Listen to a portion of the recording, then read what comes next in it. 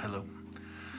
I'm going to review a couple of books. I haven't really been on here doing my regular book reviews and my Friday things in my house videos that I usually do, where I run around and talk about things that I have in my house.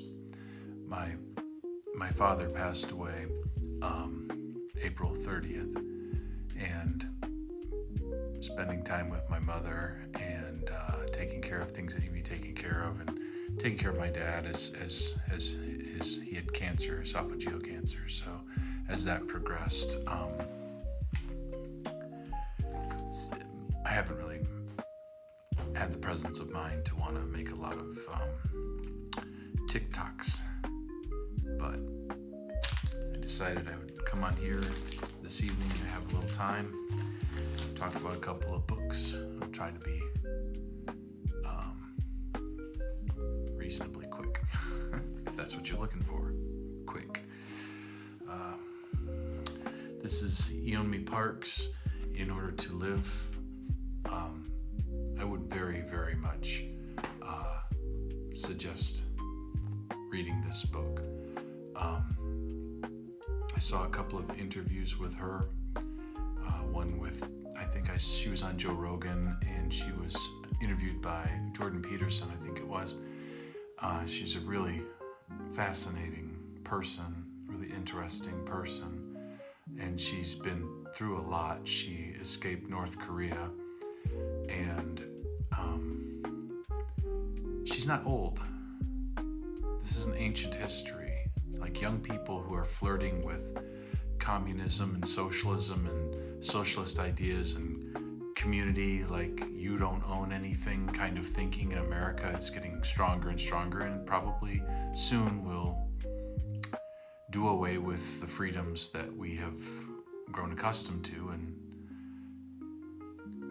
countries that have endured such things, people risk their lives to get away from communism. They risk their lives to get away from socialism. Nobody's doing that to get away from capitalism. But her story of escaping North Korea into eventually China, and she ended up in the United States. Just brave. The bravery and the sacrifice of her family, her father in particular, but her mother too, what they went through, her sister, the hardship and struggle, and it's a well-written, easy to follow story. You can picture things as they're happening. Her description of life as a child in North Korea, as a little girl in North Korea just a few years ago. This, like I said, this isn't some story from the 1960s or 1950s. This is a story from your childhood. This is a story from the 90s, early 2000s. This is not something very disconnected from adults and young adults here in the United States at a time period you can be familiar with. She did a remarkable job not going insane in a really awful, insane world, normalizing insane. When everything around you is normalizing cruelty and selfishness and insanity, which is without a doubt what has happened to North Korea. This young lady's strength of character and willingness to survive, love for her family, and bravery to document this and make this available for you to read is admirable. There's no better word. It's just her documenting this story is admirable, and I couldn't more highly recommend a book. I'm not going to go real deep into the story. It's a quick read. You're not going to want to put it down. But go out and get it. It's a great book.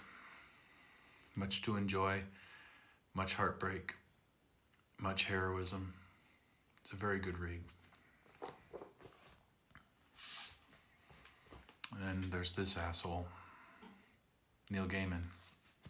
American Gods. I've read this book, I don't even know how many times. I've shared it with numerous people. You can see it's in tattered condition.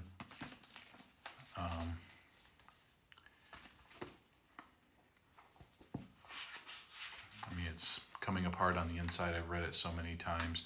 Neil Gaiman was the author of comic books when I was young.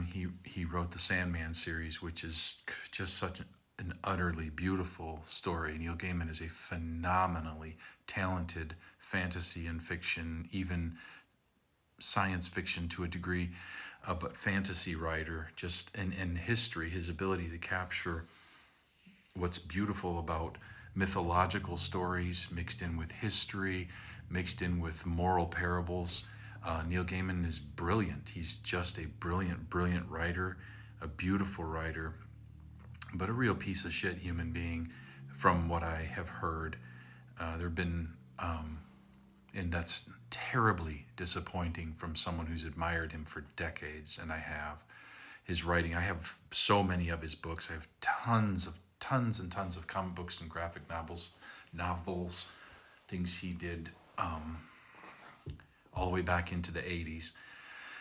And there were rumors of the way he treats women, but it's kind of hard to believe, I guess, because he was such a feminist. He was such a believe all women kind of guy. He and his wife, Amanda Palmer, were just, always standing behind women and abuse being wrong and believing the stories of women as victims. And that's a red flag, I will say, to women, all women, any women. If you know a man who calls himself a feminist, be careful. Be very careful. If you know a man who's always going to be on the side of women and he sachets up to you and lisps his way into convincing you that he's there to defend you and he'll watch out and he'll have your back and he's your sister, mister, watch out. That guy's a sneaky fucker. He's there to get your guard down. He's there to be on your side. He's there to convince you that he is your protector and he would never harm you. And then when you admire him for his bravery as a wonderful feminist, he rapes you. He assaults you. He uses you. He uses his position of power to convince you that you owe him something. Men are not feminists. And men who say they are typically dangerous men. They're lying to you. Don't trust them. That's my stance on it. So yeah, I might seem a little bitter because I did admire Neil Gaiman for a lot of years as a really great writer. He was writing the Sandman series when I was in my teens and into my late teens, and boy, it was just such a wonderful thing to read. It was so intelligent and so thoughtful, and I just thought I thought the world of Neil Gaiman. And I know years ago I had heard something somewhere about him, paying off a woman, and I thought, well, there were accusations and he paid it off or something along those lines. And I thought, well, when you're a celebrity, there's going to be people trying to squeeze you for money. That's probably what happened. But I guess recently it's come out that he's actually been quite a scumbag to quite a few some quite young girls and women, using his position as a fancy writer to whatever. So American Gods, great book. Guy who wrote it, what a dick. What a disappointment. I don't know. It's my review. I look really out of shape in this angle. Is that what I look like? That is not appealing. Fuck. All right. Thanks for stopping by, everybody. My plants look good.